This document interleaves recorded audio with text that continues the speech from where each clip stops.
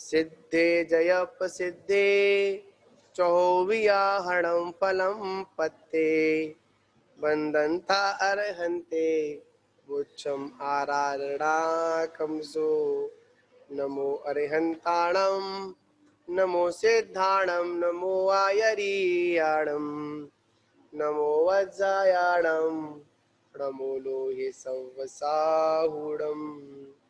बोले आदिनाथ भगवान की, आचार्य शिव कोटि जी महाराज की, आचार्य श्री 108 श्री सन्मत सागर जी गुरु महाराज की, परम पूज्य आचार्य श्री 108 सौभाग्य सागर जी महाराज की जय।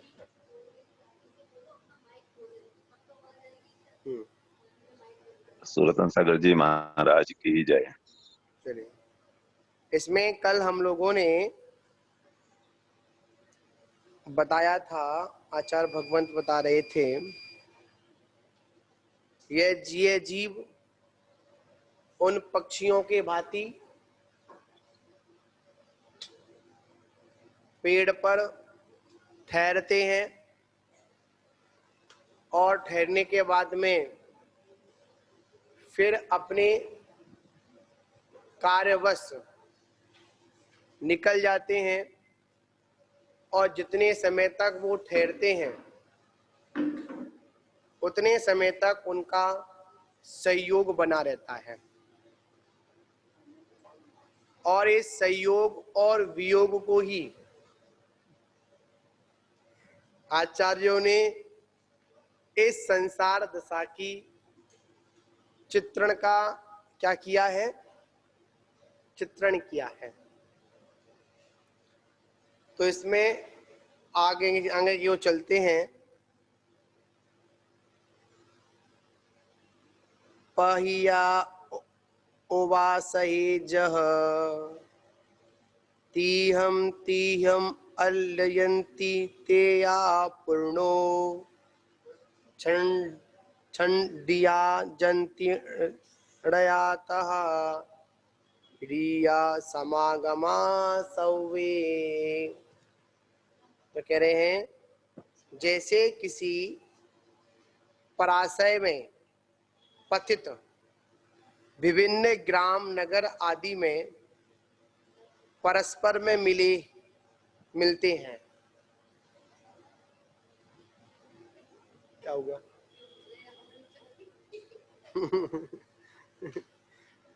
जैसे किसी पराशय, मतलब पराशय मतलब क्या होता है, जहाँ पर व्यक्ति कुछ समय क्या लेता है, आश्रय लेता है, उसे क्या कहते हैं, पराशय कहते हैं। पराशय में जिसको धर्मशाला भी कह सकते हैं। पराशय क्या होता है, नहीं, उपासय, उपासय क्या होता है, हाँ, उपासय क्या हुआ, धर्मशाला का पर्यायवाची नाम है। उपासय में पथिक विभिन्न नगर ग्राम आदि में परस्पर मिलते हैं। पीछे वे सब अपने उपासय को छोड़कर अपने अपने देश को चले जाते हैं। कहाँ जाते हैं? अपने अपने देश को चले जाते हैं। उसी प्रकार सब बंधु बांधवों का समागम है। इसमें बंधु समागम को भी अनित्य कहा है। यहाँ पर क्या कहा, जैसे कोई पथिक घूमते फिरते हुए एक उपासय मतलब धर्मशाला आदि में क्या होते हैं, इकट्ठे होते हैं। और फिर क्या होता है, जितने समय की जो अवधि होती है उतने समय तक रहते हैं, कोई आगे कोई पीछे, मतलब अपने अपने समय के अनुसार क्या करते हैं, अपनी अपनी मंजिल की ओर निकल जाते हैं। जैसे देखा होगा आपने स्टेशनों पर, चाहे वो रेलवे स्टेशन हो, चाहे वो बस स्टैंड हो, और चाहे वो अपना एयरपोर्ट वगैरह जो भी हो, है एयरपोर्ट, वो तो एयरपोर्ट बोलिए, एयरफोन नहीं बोले, एयरपोर्ट बोले, क्या, ठीक है ना। वहां पर अनेक लोग यात्रीगण मिलते हैं, आपस में वार्तालाप भी होती है, पहचान भी होती है, मिलते हैं जुलते हैं, राजी खुशी भी पूछते हैं, खाने पीने की पूछते हैं, चाटते हैं और चटनी को चटाते भी उनको हैं, क्या करते हैं, मतलब बातचीत अच्छे से पहचान हो जाती है।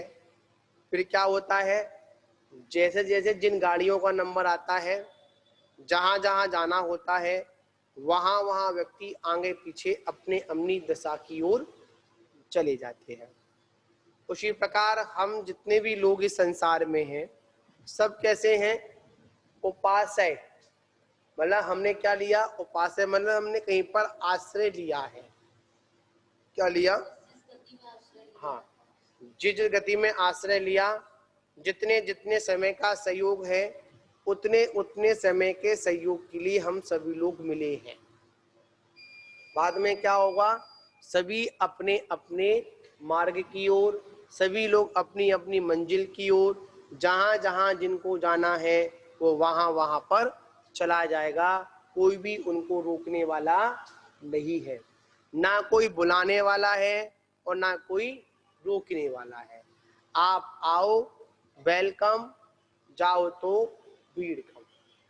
क्या कहते हैं, आओ तो स्वागत है, जाओ तो और स्वागत है।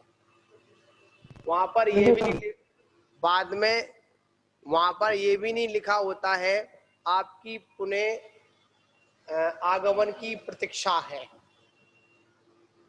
एक पीछे बोर्ड लगा होता है, साइन बोर्ड लगा होता है, लिखा होता है, क्या लिखा, आपके पुनः आगमन की प्रतीक्षा है। पर यहाँ पर तो ऐसा भी कोई बोर्ड नहीं लगा हुआ है कि आपके आगमन की फिर पुनः प्रतीक्षा है। कोई भी नहीं कहता है। झूठे में तो कहते हैं तुम्हारे साथ साथ साथ जिएंगे साथ मरेंगे। क्या, साथ जिएंगे साथ मरेंगे, झूठे में तो कहेंगे, पर जब नंबर आएगा तो कोई साथ जाएगा, कोई साथ नहीं जाएगा। सभी अपने अपने आयु कर्म के अनुसार अपना जीवन और मरण को प्राप्त करते हैं। तो आचार्य कहते हैं जो भी बंधु बांधव हैं, उनका भी जो समागम है वो भी कैसा है, नित्य नहीं है, अनित्य है। कैसा है, अनित्य है। तो अगली गाथा में कहा है, भीड़ पयडयमी लो एको कस्य समावहो पियो हे जो कज्जम पड़े सबंधम बा उर्ड मुठ्ठी जगमी मीण जगमी रमो। तो कह रहे हैं लोगों के अलग अलग स्वभाव होते हैं। क्या होते हैं, जितने भी लोग हैं सभी के क्या होते हैं, सभी के अलग अलग क्या होते हैं, स्वभाव होते हैं। जैसे आपने पढ़ा था भिन्नम मन, क्या था उसमें, निकालो उसको, भिन्न भिन्न, हाँ, मुंडे मुंडे मति भिन्न। क्या होता है, जितने मूड होते हैं उतने क्या होते हैं, उतनी ही उनकी बुद्धियां, उनकी मति अलग अलग हुआ करती हैं।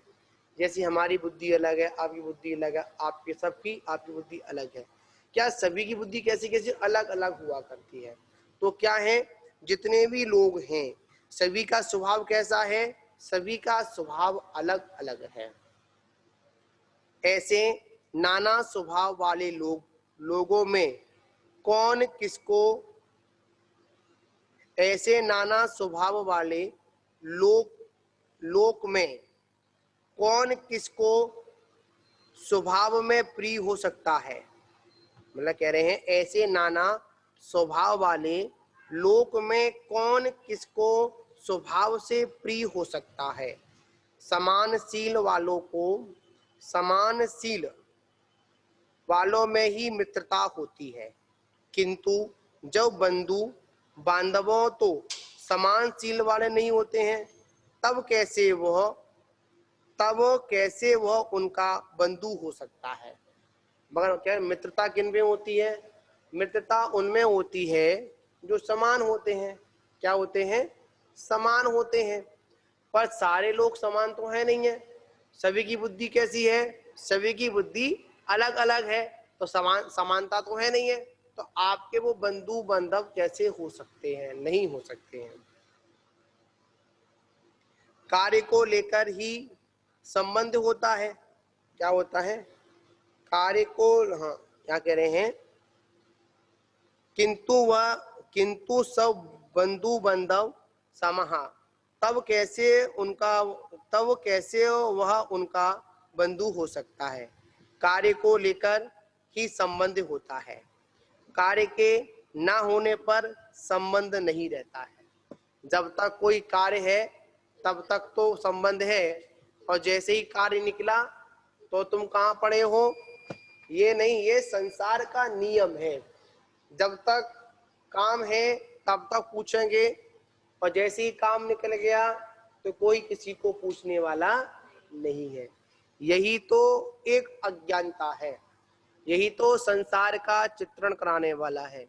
यही तो हमको बता रहा है कि संसार में कोई किसी का साथी नहीं है।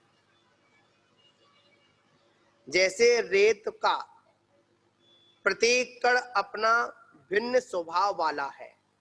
रेत है, कैसे स्वभाव वाला है? सभी लोग साथ में मिले हुए हैं, पर कैसे हैं? वो भिन्न स्वभाव वाले हैं। कैसे हैं? भिन्न स्वभाव वाले हैं। उनमें क्या है? अलग अलग। रेत मिला हुआ भी कैसा है? अलग अलग है। कैसा है? मिला हुआ भी कैसा है? अलग अलग हुआ करता है। ठीक है ना? किसी मिलाने वाले द्रव्य के बिना उसका परस्पर में कोई स्वाभाविक संबंध नहीं है। पानी आदि के संबंध से ही वे परस्पर में मिलते हैं, अन्यथा मुट्ठी में अलग अलग ही रहते हैं। मतलब कैसे? मुट्ठी में कैसे रहते हैं? अलग अलग ही रहते हैं। इसी प्रकार स्वजन भी कारवश ही परस्पर में मिलते हैं। अगर कोई हमसे मिल रहा है तो समझ जाओ उसको कुछ क्या है? काम है। बच्चा कब रोता है? जब उसे भूख लगती है, और जैसे ही भूख खत्म हुई, जैसे उसने भोजन किया, तो क्या बच्चा भी माँ को नहीं पुकारता? क्यों स्वरूप सागर जी, पुकारता है कोई क्या? बच्चा कब पुकारता है माँ को? जब उसे भूख लगी होती है। और जैसे ही भूख खत्म हुई तो बच्चा भी क्या करता है? माँ को नहीं पुकारता। मतलब जब तक इसमें स्वार्थ का पानी लगता है, क्या लगता है? जब तक स्वार्थ का पानी लगता है तभी तक ये संसार रूपी पौधा फल फूलता है। क्या होता है? फल फूलता है। और जैसे ही स्वार्थ का पानी लगना बंद हो जाता है तो क्या होता है? वहीं पर वो पौधा सूखने लगता है। क्या लगने लगता है? मतलब किसी पौधे में जब तक पानी लगाते हैं तब तक वो फल फूलता है, और जैसे ही पानी लगाना छोड़ देते हैं तो क्या होता है? वो पौधा जीर्ण शीर्ण होने लगता है। उसी प्रकार इस संसार में जब तक स्वार्थ का पानी लगता रहेगा संसार रूपी पेड़ में, तब तक तो ये पौधा पनपता रहेगा। और जैसे ही स्वार्थ का पानी लगना बंद हुआ तो भैया ये क्या होगा? ये पौधा है ना, कैसा हो जाएगा? वहीं पर जीर्ण शीर्ण हो जाएगा, वहीं पर नष्टता को प्राप्त हो जाएगा। तो आचार्य यहाँ पर यही कह रहे हैं, हम सभी लोग कौन हैं? पराशय उपाशय में रहने वाले लोग हैं। क्या है? उपाध्याय नहीं, उपाशय धर्मशाला में रहने वाले लोग हैं। ये शरीर क्या है? धर्मशाला है। क्या? धर्मशाला है। इसमें बहुत लोग आते हैं, किराए पर मकान उठता है, सौदा पड़ती है, रुकता है, जैसे समय खत्म होता है तुरंत धर्मशाला से बाहर चला जाता है अपने काम से। ठीक है ना? तो यहाँ पर कह रहे हैं अगर इस संसार में कोई संबंध स्थापित कर रहा है, अगर हमसे परिचय बढ़ा रहा है, तो समझ जाओ कहीं ना कहीं इसमें क्या है, संबंध है। क्यों? कोई ना कोई कार्य इसको है। बच्चा भी तभी तक उंगली पकड़ के चलता है, तब तक उसको चलना नहीं आता है।